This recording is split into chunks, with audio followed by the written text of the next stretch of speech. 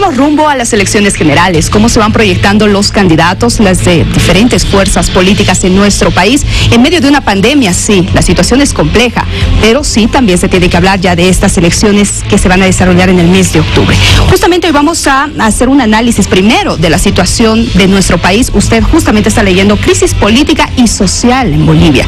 Estamos en contacto con el candidato por la Alianza Juntos, el señor Samuel Doria Medina. Buenas noches, bienvenido a Hora 23, don Samuel. Muy buenas noches, Vania, y buenas noches a todos los televidentes. Hagamos primero un análisis de la situación actual de nuestro país, por favor. El tema económico es un tema que nos preocupa a todos los bolivianos. ¿Será que va a ser tan compleja la situación de aquí en adelante? ¿Cómo hace esta evaluación usted?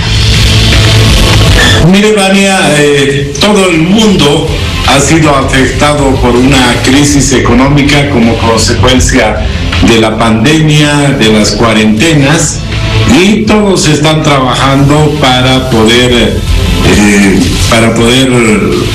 reoperar nuevamente, reiniciar el crecimiento económico. En nuestro país lo está haciendo también. Si vemos las proyecciones de los organismos internacionales, nuestro país está en relativas mejores condiciones que algunos vecinos.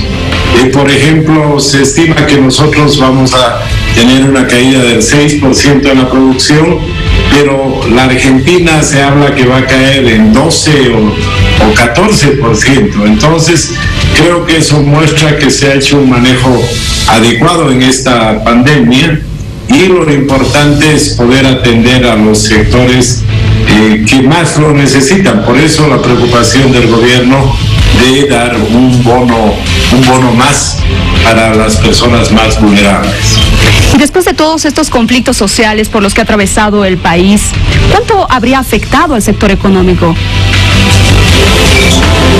No hay duda de que el país tuvo una paralización en octubre, noviembre del año pasado. Después viene la pandemia, que también paraliza el país en el mes. Y estos bloqueos criminales que no han dejado pasar oxígeno a la población y que han impedido que lleguen insumos, que lleguen productos. Se ha generado cierta escasez, entonces ha sido otro golpe adicional a la economía. Bien, a propósito de ello y el tema económico, se han aprobado 2 créditos internacionales para el pago de los bonos. El MAS propone un incentivo, la presidenta Yanine Áñez propone otro. ¿Son viables estos pagos? Porque hay que tomar en cuenta que nos estamos prestando dinero, don Samuel. Mire, lo importante en este momento es poder llegar a las personas más vulnerables. Desde luego que hay que hacerlo con mesura, con cuidado. Por eso yo no entiendo a veces el MAS en la asamblea quiere pagar más bonos, pero a la vez critica el endeudamiento. Entonces, por eso yo creo que hay que atender a los sectores más vulnerables, porque cuando uno se presta dinero para atender a los sectores más vulnerables, primero que hay organismos que prestan, y segundo, no nos estamos prestando dinero para comprar aviones, para hacer palacios o para hacer estadios o canchas de fútbol. Entonces, sí se justifica en estas situaciones prestarse dinero para atender a los sectores más vulnerables. Hay otros sectores que también se están pronunciando a propósito de algo que ha quedado pendiente, y es la ley de diferimiento. Ahora, la presidenta de la Cámara de Senadores ha hecho una advertencia y quiero que la escuche. La ley de créditos tampoco ha sido promulgada porque, intereses bancarios corren de por medio, y es una ley que esperan las personas que tienen créditos, pequeños microempresarios, que hasta el día de hoy tampoco se han aprobado. Y otras leyes más que, lamentablemente hasta el día de hoy no sale. Estamos esperando los plazos. Una de las leyes se cumple el día miércoles, los 10 días, y si no lo va a promulgar, lo voy a tener que promulgar yo el día jueves. Y esto tiene que que tomar en cuenta el gobierno de transición, que no es el gusto de un partido o de otro, es por la necesidad que tiene la población boliviana y que hay que dar respuestas a estas, ¿no? Yo lo voy a promulgar este día jueves, dice la presidenta de la Cámara de Senadores. ¿Qué opinión le merece estas declaraciones? Mire, yo creo que la economía hay que manejar con cuidado y especialmente en un año tan difícil como este. A mí me preocupa que si se difiere el pago de capital e intereses como quiere esa ley, el próximo año no va a haber recursos para prestar a los microempresarios, a los pequeños prestatarios. Entonces creo que es importante en ser responsables. Posiblemente se podrá diferir los intereses, pero querer diferir el pago de capital e intereses es muy complicado. Entonces, si no se paga nada en los próximos meses, si no pagan los intereses o no pagan el capital, va a traer efectos complicados para los sectores económicos y especialmente para los más pequeños. El próximo año no habrá recursos para prestarles a esos sectores. Entonces, yo creo que no es bueno que se promulguen esas leyes que van a causar daño a los sectores más necesitados. Ahora, estos sectores también han anunciado movilizaciones, don Samuel. Por ejemplo, en Chuquisaca, el transporte, los gremiales también lo han dicho. ¿Podrían venir otros, o tal vez mañana se está convocando una movilización? ¿Podrían llegar días difíciles nuevamente para el país? Mire, es interesante, pero ¿cuáles son las cifras? No se quiere pagar 5.000 millones de dólares en capital y 1.800 millones de dólares en intereses. Entonces, está claro de que son sectores que tienen capacidad económica, que no son sectores de bajos ingresos, porque se han manifestado los sectores de bajos ingresos, los que no han tenido ingresos, desde luego que se les podrá postergar, pero postergar el pago de 1.800 millones de dólares de intereses va a causar serios problemas al sistema financiero y los perjudicados van a ser los microempresarios, los pequeños prestatarios. Entonces, cuidando la economía de los microempresarios y de las personas que se hacen créditos pequeños, yo creo que sería irresponsable hacer una postergación de pagos indiscriminada, una postergación de pagos como parte de la campaña.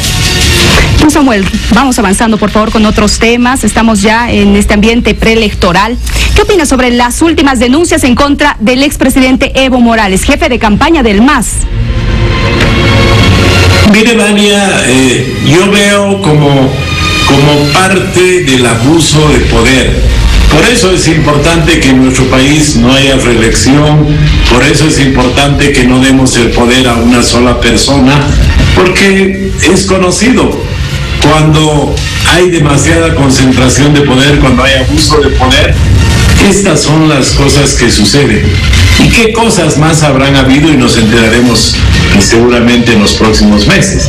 Entonces yo creo que la gran lección para el país es no permitir que haya abuso de poder, no permitir que vuelvan al poder los que lo manejaron de esa manera. El candidato del MAS aparece en una de las fotografías con esta joven que supuestamente había mantenido una relación cuando era menor de edad con el expresidente Evo Morales. ¿Él debería ser citado a declarar? Hay algunos políticos que lo están acusando de ser cómplice de Evo Morales. Mire, yo creo que lo mejor que puede pasar es que este tema no se politice, sino que sea la justicia la que se encargue, la justicia la que decida quiénes han cometido delitos y que se les aplique la ley a todos sin ninguna excepción. ¿Cree que estas denuncias afectan, perjudican al movimiento al socialismo? Bueno, tengo entendido que el señor Evo Morales es el jefe de campaña del MAS, ¿no? Así es. ¿Le afecta o no al movimiento al socialismo? ¿Qué piensa usted?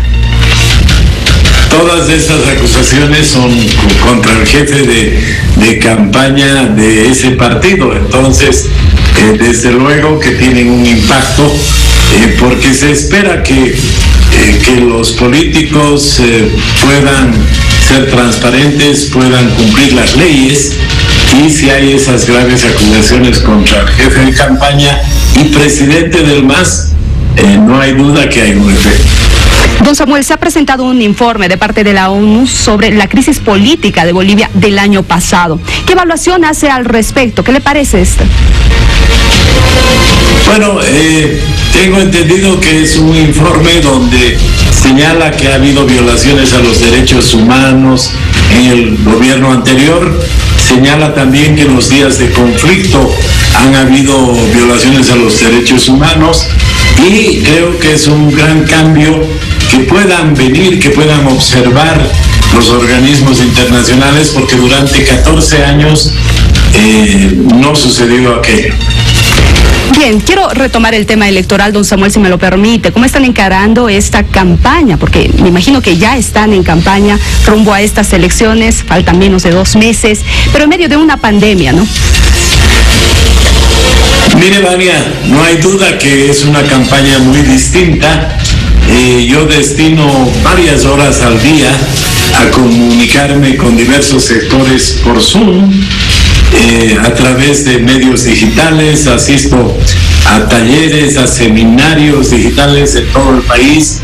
Entonces eso ocupa una parte importante de mi tiempo, y la otra parte importante del tiempo también la ocupa el atender a los medios de comunicación, como lo estamos haciendo ahora, porque son los mecanismos más idóneos para comunicarse con la población en este tiempo.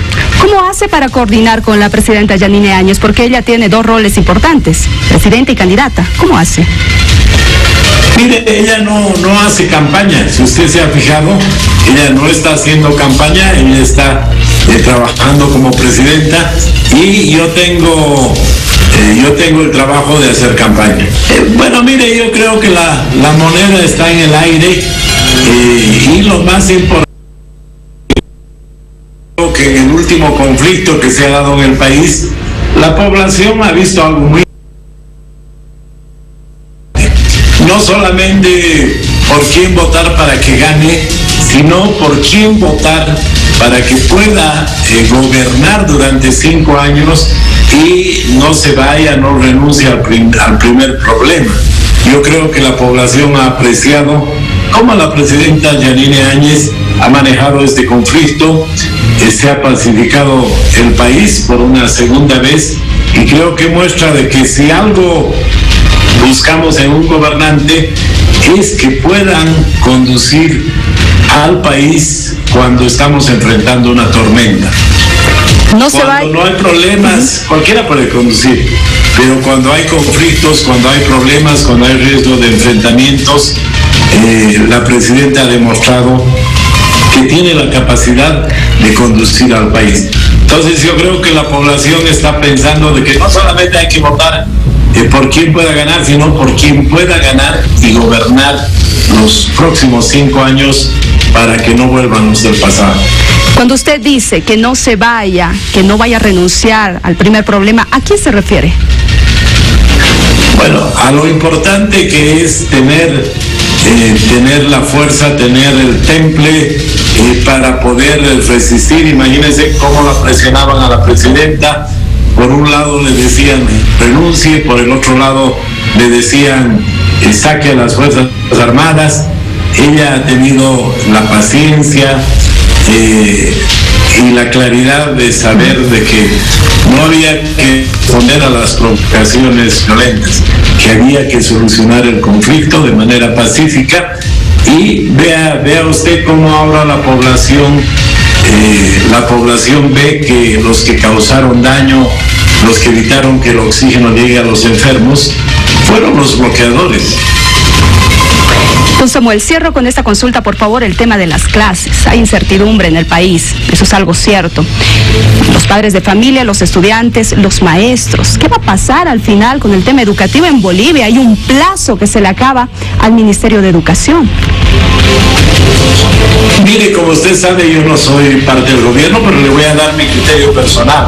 Si si estuviera en mis manos decidir el tema de la educación, yo en lugar de seguir discutiendo, peleando, con todos organizaría para que pueda haber un curso de recuperación en el mes de octubre, noviembre, diciembre, inclusive enero, para que todos los chicos, chicas puedan recuperar el tiempo perdido, que pueda haber clases digitales, que puedan llegar libros a los niños que no tienen internet, que puedan haber clases en la radio, en la televisión, de manera tal de que sea un esfuerzo de todos los bolivianos para que los niños no dejen de aprender lo que tienen que aprender en este año, porque la educación es el puente más importante entre la pobreza y el desarrollo. Don Samuel, gracias por su tiempo, gracias por haber conversado con nosotros, que le vaya muy bien, hasta una próxima oportunidad. Buenas noches, Fanny. Buenas noches. Tenemos más, pero luego de la pausa.